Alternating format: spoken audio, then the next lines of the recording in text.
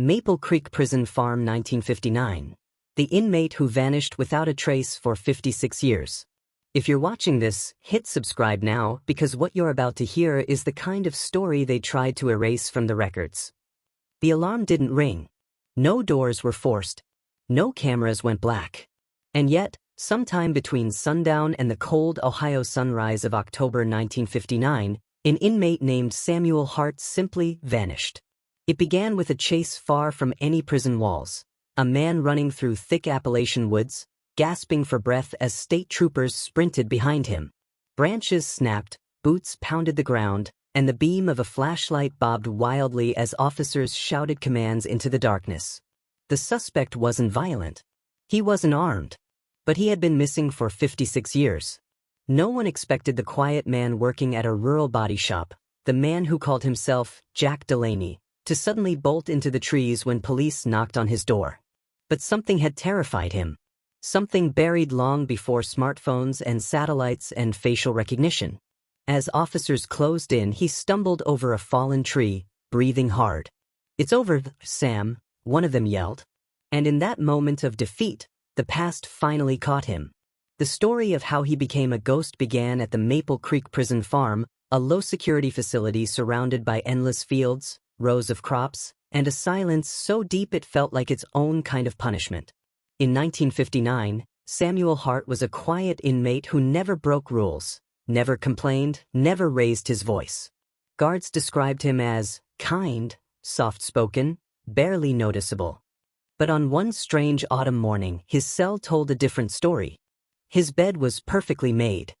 His uniform was neatly folded on the center of the mattress.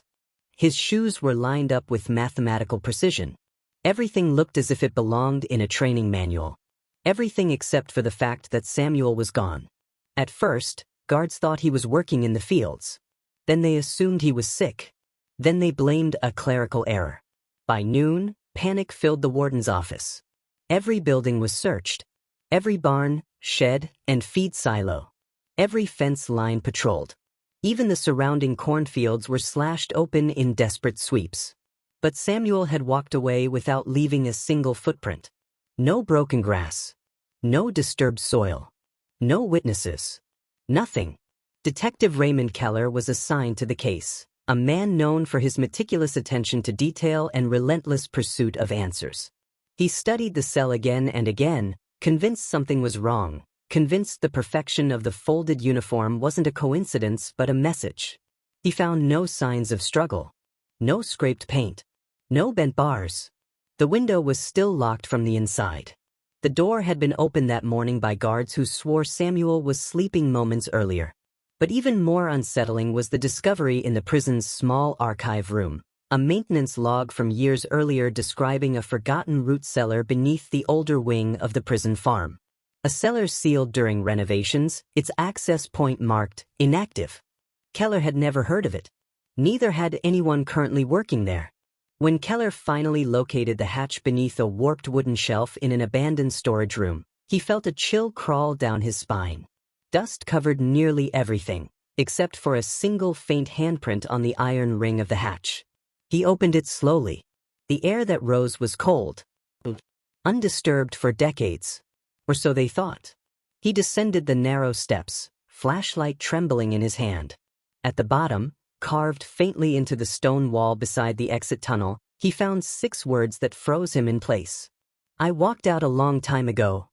And that was when Keller realized the impossible. Samuel Hart had never escaped violently. He had simply walked away. Detective Raymond Keller had seen strange cases in his 20 years on the job, but nothing like Samuel Hart. A man who vanished without breaking a lock, forcing a door, or alerting a single pair of watchful eyes, and then lived half a lifetime under a name no one questioned. Inside the sealed root cellar, Keller felt as though he had stepped back in time. The air was stale, the walls cracked, the floor covered in thin dust, the kind that revealed any recent movement. Yet the faint tracks leading toward the slanted exit tunnel looked decades old. He followed them carefully, tracing the narrow stone corridor until it ended abruptly at a dirt wall. On the surface it seemed solid, untouched.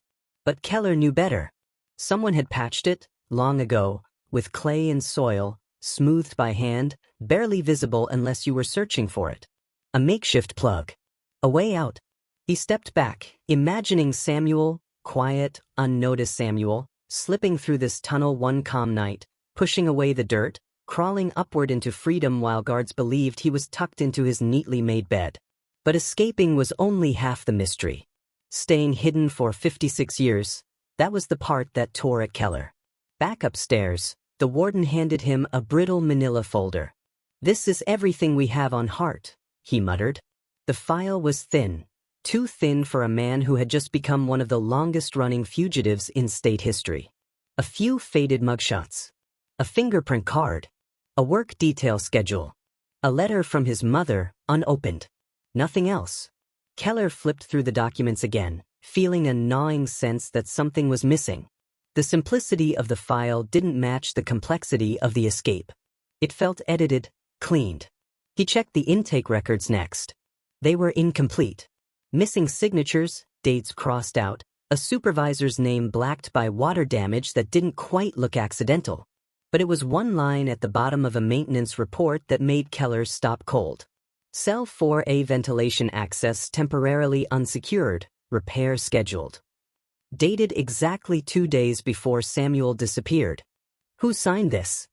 Keller asked. The clerk shook his head. No idea. Half the staff from that era is retired or gone. Retired or gone. Just like Samuel. Later that afternoon, Keller drove to the nearest town, a quiet place where everyone seemed to know everyone else. He searched old news archives, local registries, and obituaries until a pattern emerged, a string of new identities that seemed almost invisible. Not forged documents, but carefully chosen opportunities. A farmhand in Michigan for 2 years. A mechanic in rural Pennsylvania. A volunteer at a small-town library in 1978. A man photographed in the background of a county fair in 1984. All nameless, all ordinary, all unnoticed. Each appearance was separated by years, sometimes decades, as if Samuel surfaced only long enough to earn a living before vanishing again, blending into another quiet life. Keller scribbled notes, tracing every thin lead he could. And then he found the first major break, an old driver's license photo from 1989 belonging to a Harold Mason. The face was older, but the eyes were the same. Soft, careful, carrying a lifetime of secrets. But what stopped Keller wasn't the photo, it was the job listed on the ID. Public Works Maintenance. The same line of work Samuel had done at the prison farm. The same type of access. The same habits. Keller stared at the picture for a long time. You didn't run, he murmured. You adapted. It suddenly made sense. The quiet cell, the folded uniform, the untouched bed, it wasn't a sign of panic. It was a signature. A ritual. Samuel didn't break out. He transitioned. And when Keller returned to his motel that night, exhausted, he noticed something on his door. A slip of paper tucked under the handle. He unfolded it slowly. A single sentence, written in shaky, aged handwriting. You followed far enough. His heart froze. Samuel Hart had vanished in 1959, then changed names for 56 years. Now, somehow, he was watching the investigation. Detective Raymond Keller stood frozen outside his motel door, the slip of paper trembling slightly in his hand. You followed far enough. The words were written in neat, steady strokes, not rushed, not panicked. A calm warning from a man who had slipped through the cracks of America for over half a century. Keller scanned the parking lot.